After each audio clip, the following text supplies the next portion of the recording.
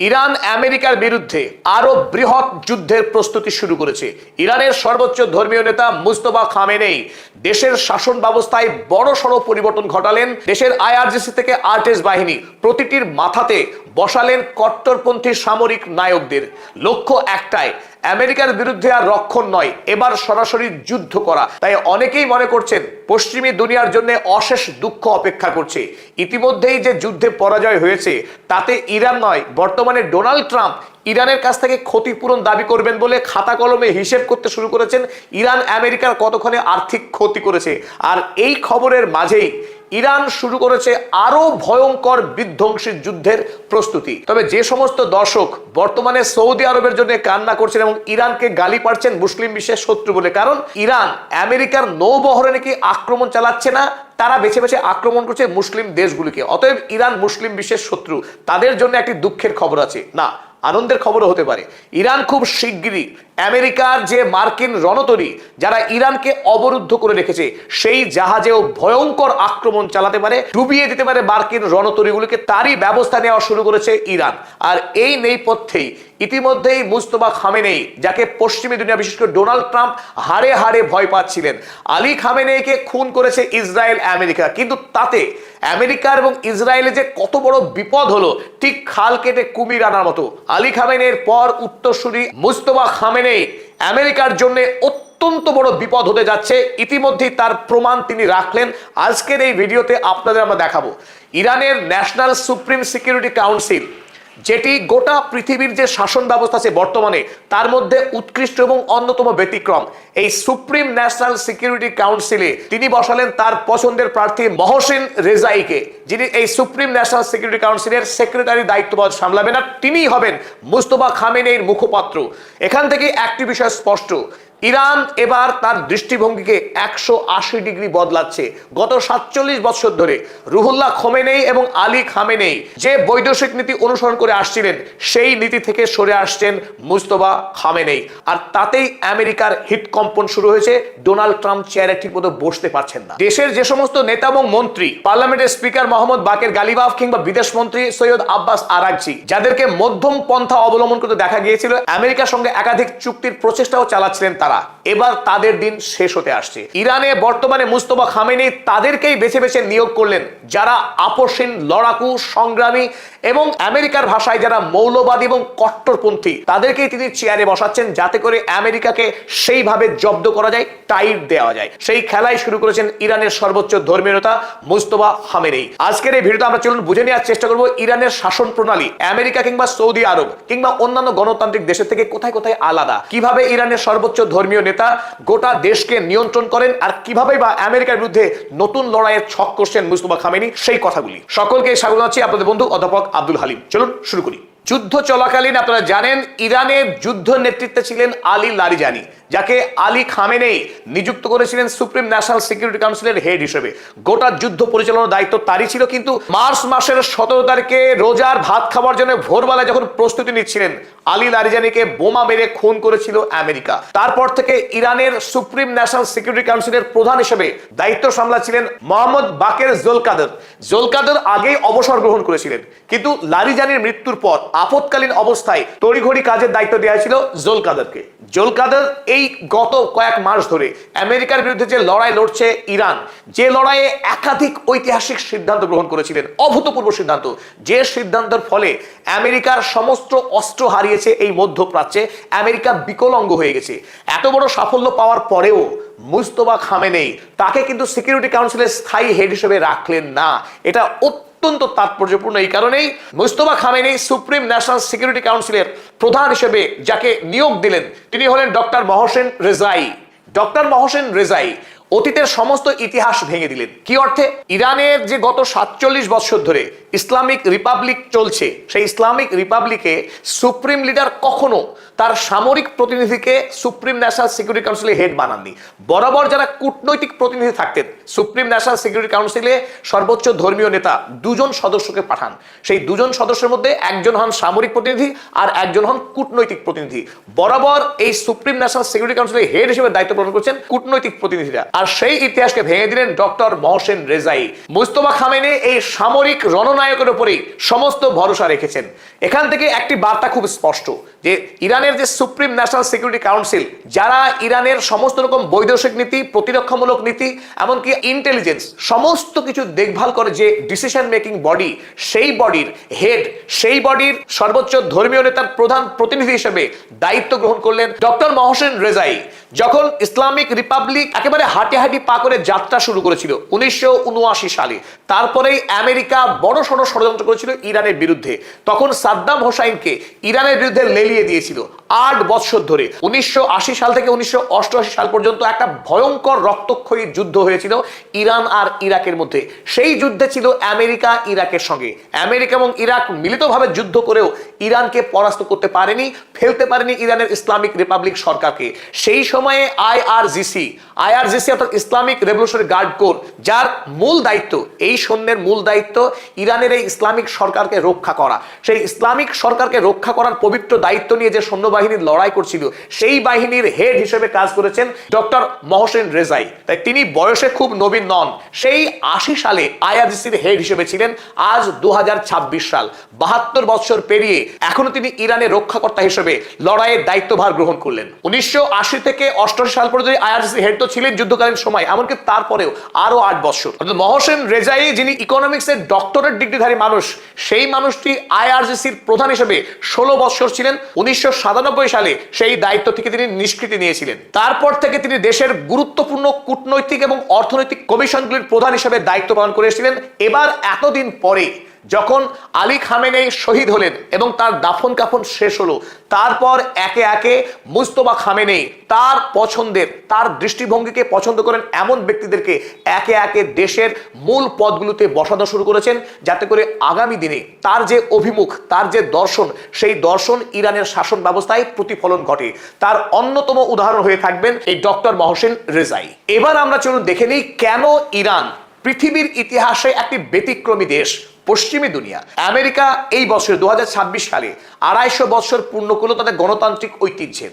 আর সেখানে আমেরিকাই বলুন আর ইউরোপই বলুন, যেগুলো গণতন্ত্রের আতুর ঘর, কিংবা এশিয়া মহাদেশের যত গণতান্ত্রিক দেশ আছে, আর মধ্যপ্রাচ্যের সেই আরব দেশগুলো যারা ইসলামের ঠেকিদার বলে দাবি করেন, তাদের কোনো দেশে ইসলামের হর্ষইটুকুও নেই। কারণ সেই সমস্ত দেশগুলিতে রাজতন্ত্র বিরাজ করছে, আর রাজতন্ত্র মানেই স্বৈরাচার।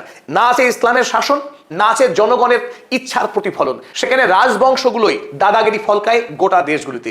সেখানে ইরান শিয়া সম্প্রদায়ের অনুসারী হওয়া সত্ত্বেও তারা ইসলামিক শাসন ব্যবস্থার যে মূল পরিকাঠামো, যে খোল নলস, সেই খোল নলসকে তাদের দেশে লড়াই করে বুকের রক্ত দিয়ে বাঁচিয়ে রেখেছেন। আর ইরানের শাসন ব্যবস্থা ইউনিক, অনন্য, অনুপম। কেন বলছি? যে সেখানে কতগুলো ব্যবস্থার একটা অসাধারণ মিশ্রণ ঘটানো হয়েছে। ঠিক ইসলাম যে কথা বলে, একদিকে দেশে সাধারণ নির্বাচন হয়, যে নির্বাচনের মধ্য দিয়ে পার্লামেন্টের প্রেসিডেন্ট, গোটা পার্লামেন্ট চলে। অন্যদিকে দেশের মধ্যে যারা ইসলামের উপরে সব থেকে বেশি জ্ঞান রাখেন, যারা ইসলামের সব থেকে পণ্ডিত ব্যক্তি, এমন 88 জন মানুষকে নিয়ে, যাদের মধ্যে অনেকেই আয়াতুল্লাহ, তাদেরকে নিয়ে একটা বডি তৈরি হয়। যে বডি যদি দেশের মধ্যে সর্বোচ্চ ধর্মীয় নেতার মৃত্যু হয়, তারপরে দেশেরকে সর্বোচ্চ ধর্মীয় নেতা হবে, তাকে নির্বাচন করেন। কি অসাধারণ সিস্টেম! একদিকে জনগণ ভোট দিয়ে দেশের পার্লামেন্ট তৈরি করছে, অপরদিকে দেশের যারা জ্ঞানী গুণী মানুষ, যারা ইসলামকে বোঝেন, সেই মানুষগুলি ভোট দিয়ে নির্বাচন করছেন অ্যাসেম্বলি অফ এক্সপার্ট, সেই 88 জন পণ্ডিত মানুষ যারা দেশের মধ্যে ইসলাম ধর্মের উপরে সব থেকে বেশি জ্ঞান রাখেন,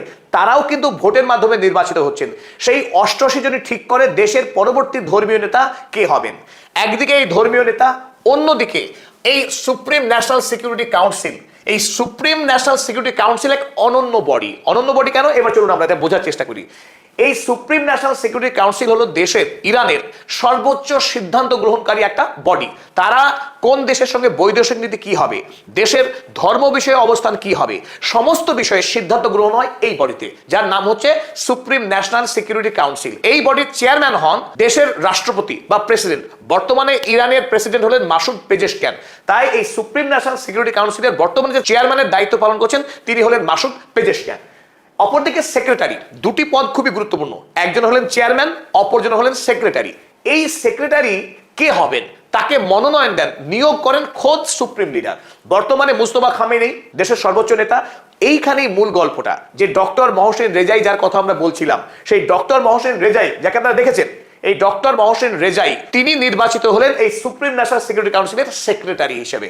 কাজেই আমরা একটা জিনিস খুব গুরুত্ব দিয়ে বুঝতে পারছি যে প্রেসিডেন্ট তিনি দেশের গুরুত্বপূর্ণ পদ সামলাচ্ছেন, রাষ্ট্রপতি পাশাপাশি দেশের সবার উপরে যিনি বিরাজ করেন তিনি হলেন সর্বোচ্চ ধর্মীয় নেতা। এই সর্বোচ্চ ধর্মীয় নেতা তিনি এই ন্যাশনাল কাউন্সিলে একজন সদস্য পাঠালেন যিনি হলেন সেক্রেটারি।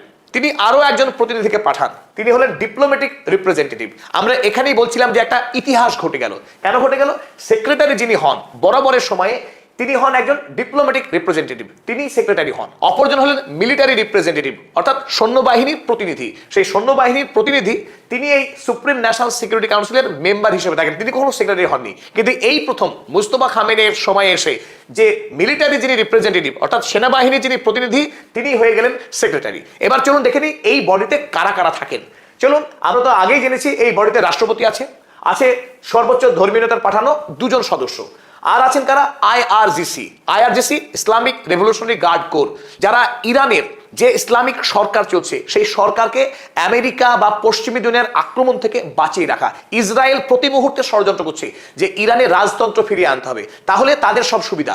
সেই রাজতন্ত্র যাতে ইরানে না ফিরতে পারে, যেটা সৌদি আরব কিংবা কুয়েত বাহরাইনে চলে, সেই রাজতন্ত্র যাতে ইরানে আর কোনোদিনও ফিরতে না পারে, আর ইরানে যাতে ইসলামিক শাসন বেঁচে থাকে, সেই লড়াইটা করে আইআরজিসি। তাই আইআরজিসি যিনি কমান্ডার ইন চিফ হেড, তিনি এই সুপ্রিম ন্যাশনাল সিকিউরিটি কাউন্সিলের একজন অনারেবল মেম্বার।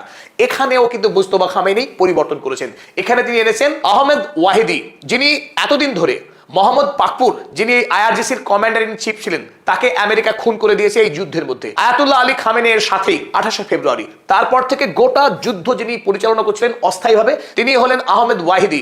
এই ওয়াহিদি আইআরজিসির বর্তমানে তিনি একজন সদস্য নির্বাচিত হলেন। তারপরে আরটিএস হচ্ছে ইরানের রেগুলার একটা সৈন্যবাহিনী, যাদের সদস্য সংখ্যা 4,20,000। সেই 4,20,000 সৈন্যবাহিনী যিনি হেড, তিনি এই সুপ্রিম ন্যাশনাল সিকিউরিটি কাউন্সিলের একজন মেম্বার। আর অবশ্যই chief of the staff of arm forces, যে আইআরজিসি এবং আরটিএস এই দুই সৈন্যবাহিনীর যিনি হেড, টপ মোস্ট পদ যিনি হোল্ড করেন, তিনিও এই সুপ্রিম ন্যাশনাল সিকিউরিটি কাউন্সিলের মেম্বার। এই ক্ষেত্রেও কিন্তু পরিবর্তন হয়েছে। এই পদে বর্তমান নিযুক্ত হয়েছেন আলী আব্দুল্লাহি। আমরা এদের প্রত্যেকের সাথে আপনাদের পরিচয় করাবো। আমরা শুধু এখন দেখে নিচ্ছি যে সুপ্রিম ন্যাশনাল সিকিউরিটি কাউন্সিল কেন ইউনিক। পৃথিবীর কোনো দেশে এই ব্যবস্থা নেই যে সমস্ত পদ থেকে সৈন্যবাহিনী, পার্লামেন্ট, বিচার ব্যবস্থা, মন্ত্রী, সর্বোচ্চ ধর্মীয় নেতা সবাই এই একটা কমিটিতে তারা বসে বৈঠক করে তর্ক বিতর্ক করে সিদ্ধান্ত গ্রহণ করে। একরোখা যা মন চাইলো তার মন মোতাবিক দেশ চালাবে, এমন ঘটনা ইরানে সম্ভব নয়। এখানে আর কে আছেন? Chief justice. ইরানের যে সুপ্রিম কোর্ট, সেই সুপ্রিম কোর্টের প্রধান বিচারপতি, তিনি নিঃসন্দেহে সব থেকে পড়াশোনা জানা মানুষ, জ্ঞানী মানুষ। সেই জ্ঞানী মানুষকেও কদর করা হয় ইরানে, তিনি হলেন একজন সম্মানীয় member. Ministry of foreign affairs Syed Abbas Araghchi, বর্তমান পৃথিবীতে বিদেশ মন্ত্রী হিসেবে তার মতো দক্ষ এবং তার মতো জনপ্রিয় লোক আর নেই। এই সৈয়দ আব্বাস আরাগচি তিনি এই সুপ্রিম ন্যাশনাল কাউন্সিলের মেম্বার। তাছাড়া minister of intelligence, interior minister এবং vice president for budget and planning, এরা সবাই এক জায়গায় বসে যে কোনো নতুন সিদ্ধান্ত গ্রহণ করতে হলে এই কমিটিতে দীর্ঘ বক্তৃতা হয়, তর্ক বিতর্ক হয়, পক্ষে এবং বিপক্ষে তারা বলেন, ভোটাভুটি হয়, তারপরে সিদ্ধান্ত গ্রহণ করা হয়। আর সেই সিদ্ধান্তকে লিখিত অবস্থায় অবশেষে পাঠানো হয় সুপ্রিম লিডার তার কাছে। তিনি মিটিং এর সমস্ত মিনিটসকে খুঁটিয়ে খুঁটিয়ে পড়েন, কে কি অবস্থান নিয়েছে, কেন অবস্থান নিয়েছে, তার প্রত্যেকটি যুক্তিকে বোঝার চেষ্টা করেন। পরিশেষে ঠান্ডা মাথায় তিনি সিদ্ধান্ত গ্রহণ করেন। যে সিদ্ধান্ত দেওয়া হয়েছে সেই সিদ্ধান্তকে তিনি সচরাচর অনুমোদনই করেন দেশের স্বার্থে। এটা হলো ইরানের শাসন ব্যবস্থা।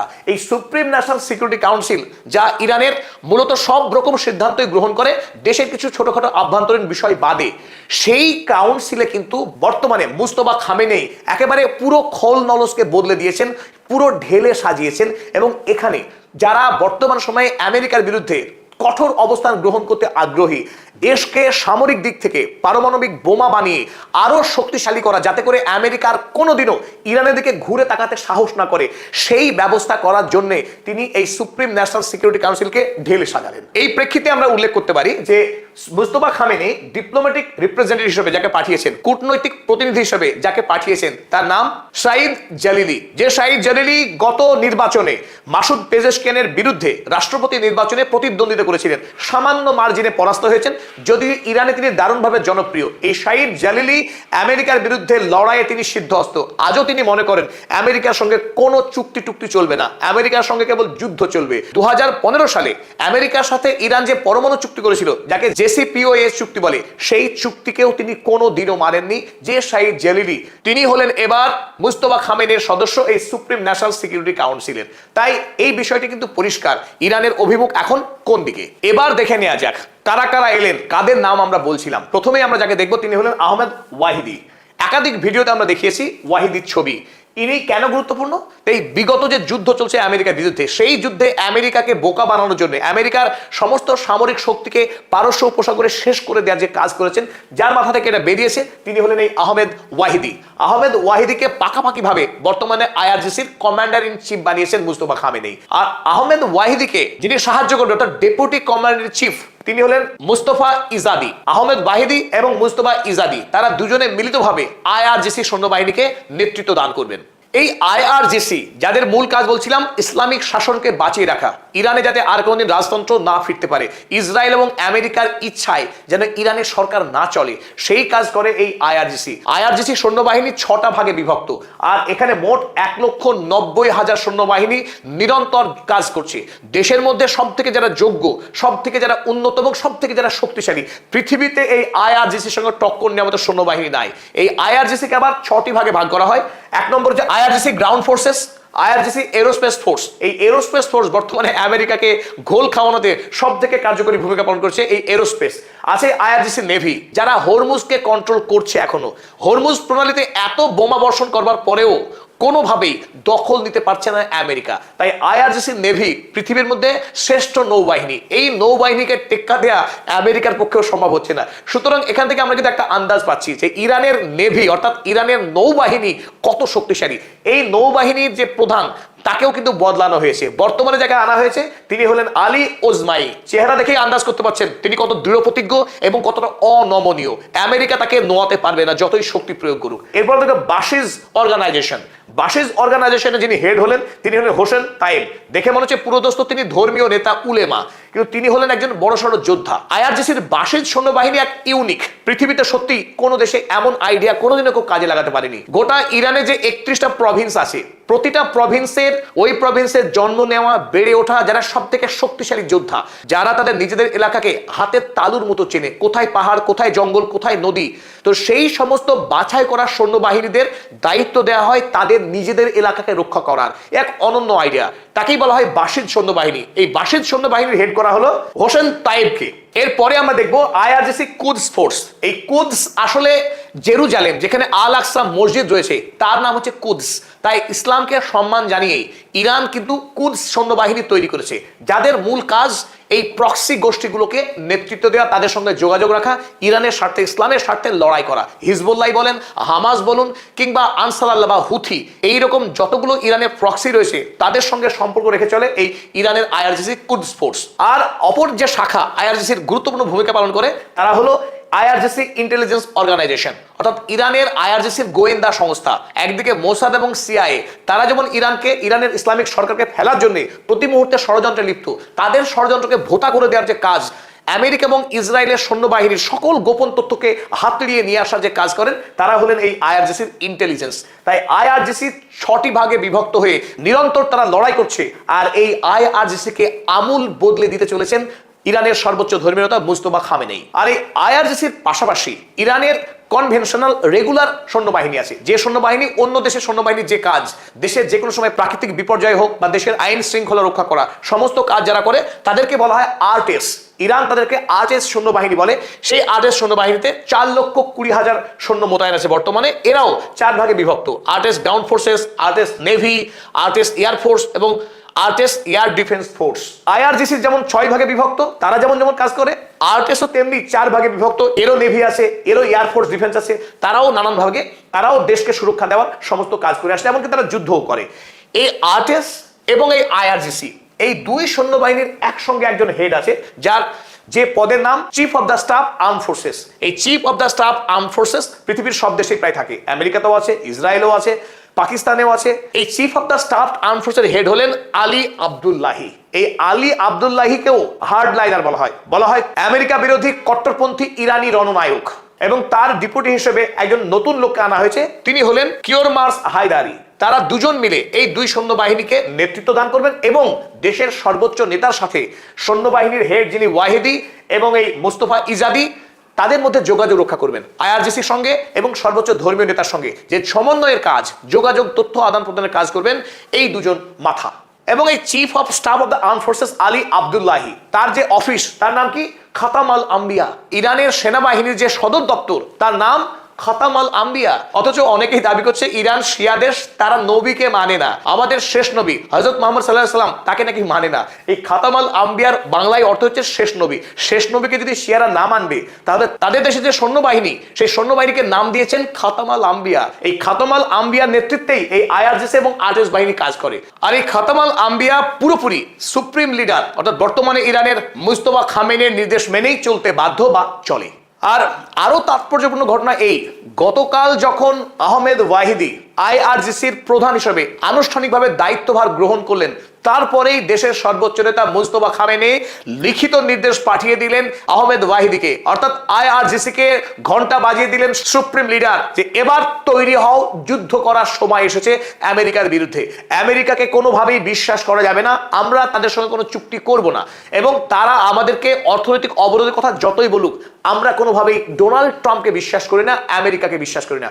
আজ হোক কিংবা কাল আমেরিকা আবারও যুদ্ধ করতে আসবে। তাই এই যুদ্ধ করতে যদি আমেরিকা আসে, সেই যুদ্ধই শেষ যুদ্ধ হবে। তার জন্য সমস্ত রকম সামরিক প্রস্তুতি গ্রহণ করতে বলেছেন আহমেদ ওয়াহিদিকে।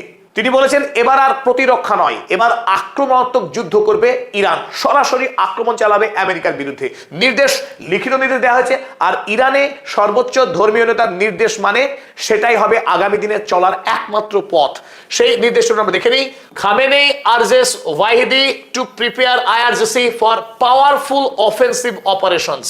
শুধু অফেন্সিভই নয়, পাওয়ারফুল অফেন্সিভ অপারেশনস, অর্থাৎ সরাসরি শক্তিশালী আক্রমণ করবার জন্য ইরানের আইআরজিসিকে রীতিমতো প্রস্তুতি গ্রহণ করতে বলেছেন দেশের সর্বোচ্চ ধর্মীয় নেতা।